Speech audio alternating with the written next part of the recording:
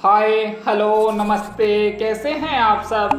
Welcome आपके अपने YouTube channel आरोग्य अमृत जीवन में। आज हम आपको इस वीडियो के माध्यम से बहुत ही महत्वपूर्ण जानकारी देने जा रहे हैं। तो मैं आप सभी विद्यार्थियों के ध्यान में जो बातें लाना चाहता हूं वो ये कि कोई भी टेक्नोलॉजी किसी देश की जरूरत के हिसाब से होती है। जरूरत किसी दूसरे देश की वही हो ये आवश्यक नहीं है। हमारी जरूरतें अलग हैं, यूरोप की अलग है। उनकी जरूरतें हमारी नहीं हो सकती, हमारी उनकी नहीं हो सकती। तो जरूरत के हिसाब से जो बने वो टेक्नोलॉजी है, और जो जरूरत के हिसाब से न बने वो सब कचरा है, टेक्नोलॉजी नहीं है। ये ध्यान में रखने की बात है। और आप सब इंजीनियरिंग कॉलेज के विद्यार्थी हैं, तो मैं आपसे ये अपील कर रहा हूं कि आप जब अपनी पढ़ाई पूरी कर लें तो कोई भी टेक्नोलॉजी पर काम करें तो ध्यान रखें वो भारत की जरूरत की है या नहीं। अगर वो टेक्नोलॉजी अपने देश की जरूरत नहीं है तो कभी भी उसको आगे ना बढ़ाएं, और अगर उस देश की जरूरत है तो पूरी ताकत से उसमें लग जाएं, शायद देश का भला हो जाए। अब जैसे एक दो और छोटे उदाहरण देता हूं। आप जानते हैं भारत की सबसे बड़ी समस्याओं में एक है इस समय गरीबी, और गरीबी का कारण है बेरोजगारी, अनएम्प्लॉयमेंट। अब हम ऐसी कोई टेक्नोलॉजी डेवलप करें जिससे अनएम्प्लॉयमेंट बढ़ता हो, बेरोजगारी बढ़ती हो और गरीबी भी बढ़ती हो, तो वो हमारे लिए अभिशाप हो जाएगी टेक्नोलॉजी। आप भविष्य में जब काम करने के लिए तैयार हों तो ऐसी कोई टेक्नोलॉजी का काम न करें जो इस देश में बेरोजगारी और गरीबी बढ़ाती हो। आप टेक्नोलॉजी ऐसी डेवलप करें जो रोजगार पैदा करती हो। आप बोलेंगे जी कैसे समझ में आएगा। एक सरल उदाहरण से समझाता हूं। मान लीजिए एक टेक्सटाइल मशीन बनानी।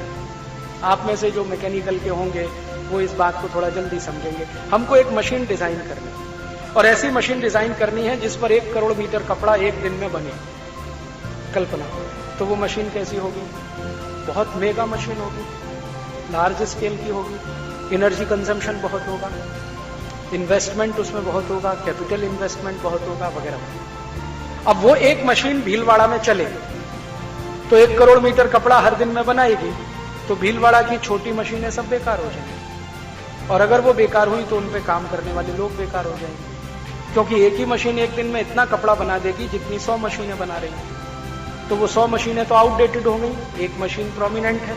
अब वो मशीन भारत के हर उस शहर में लग जाए जहां कपड़ा बनता है तो लाखों लोग बेरोजगार हो गए। आपने एक मशीन डिजाइन करके दे दिया देश को जिसने लाखों लोगों को जॉबलेस कर दिया। अब आप पीठ थपथपाएंगे कि हमने तो बड़ा भारी काम किया टेक्नोलॉजी के फील्ड में। तो फिर आपको क्या करना चाहिए? कोशिश आपको यह करनी चाहिए कि छोटी छोटी मशीन डिजाइन करें, और इतनी छोटी मशीन डिजाइन करें जो एक दिन में 1000 मीटर कपड़ा बनाए, 500 मीटर कपड़ा बनाए, ताकि एक ही गांव में 10 मशीनें लगें, 20 मशीनें लगें, ताकि ज्यादा लोगों को उस पर रोजगार मिले। अंतिम लक्ष्य तो कपड़ा ही बनाना है ना। अब ये चॉइस हमारी है कि हम बड़ी मशीन पे बनाते हैं या छोटी मशीन पे। अगर छोटी मशीन पे कपड़ा बनता है तो ज्यादा लोगों को रोजगार देता है, ज्यादा लोगों को काम मिलता है तो गरीबी कम होती है, गरीबी कम होती है तो परचेजिंग कैपेसिटी लोगों की बढ़ती है, परचेजिंग कैपेसिटी बढ़ती है तो डिमांड बढ़ती है, डिमांड बढ़ती है तो मार्केट में सप्लाई बढ़ती है, सप्लाई बढ़ेगी तो और ज्यादा लोगों को काम मिलेगा, और ज्यादा फैक्ट्रियां खुलेंगी, और ज्यादा रोजगार मिलेगा। तो हम कोई ऐसी मशीन डिजाइन करें जो छोटी हो, मिनिस्क्यूल लेवल पे काम करे, और वो ज्यादा लोगों को रोजगार दे। आज इंजीनियरिंग के सभी विद्यार्थियों के सामने यही चुनौती है कि वो भारत को कैसी टेक्नोलॉजी विकसित करके दें।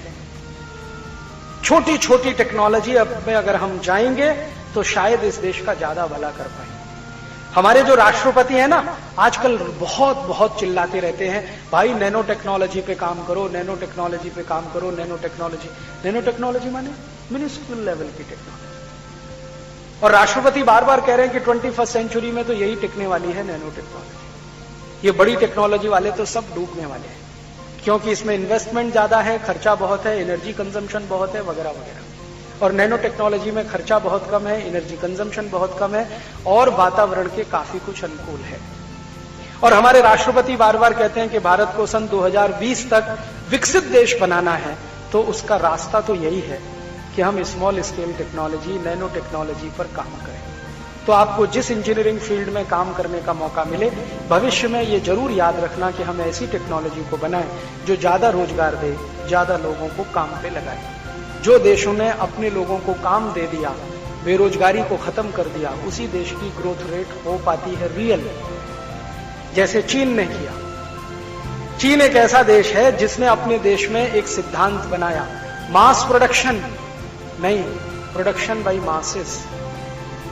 उत्पादन तो बहुत करना है, लेकिन अधिक लोगों की मदद से। थोड़े लोगों की मदद से उत्पादन करेंगे, थोड़े लोगों की गरीबी दूर होगी। ज्यादा लोगों की मदद से उत्पादन करेंगे, ज्यादा लोगों को रोजगार मिलेगा। और आप ध्यान रखिए, आप भी बेरोजगार हैं और आप सभी को रोजगार की जरूरत है। तो आप अपने हाथों से कोई ऐसा काम ना करें जिससे आपके ही पैर कट जाए। कोई ऐसी टेक्नोलॉजी डेवलप करने में ना अपना समय खर्च करें जिसमें आपका भी रोजगार खत्म हो जाए। यूरोप और अमेरिका की तो दूसरी प्रॉब्लम है। उन्होंने ये जो हाई स्केल टेक्नोलॉजी बनाई है, मेगा प्रोजेक्ट्स लाए हैं, बड़ी मशीनें लाई हैं, क्योंकि उनके पास काम करने वाले लोग नहीं है, क्योंकि पॉपुलेशन बहुत कम है और पॉपुलेशन का ग्रोथ रेट तो और भी कम है।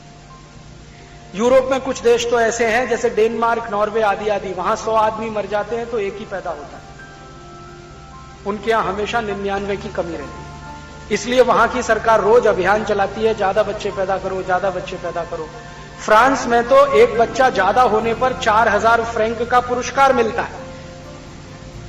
4000 फ्रैंक आप समझते हैं, आज के भारत के 56 रुपए के बराबर।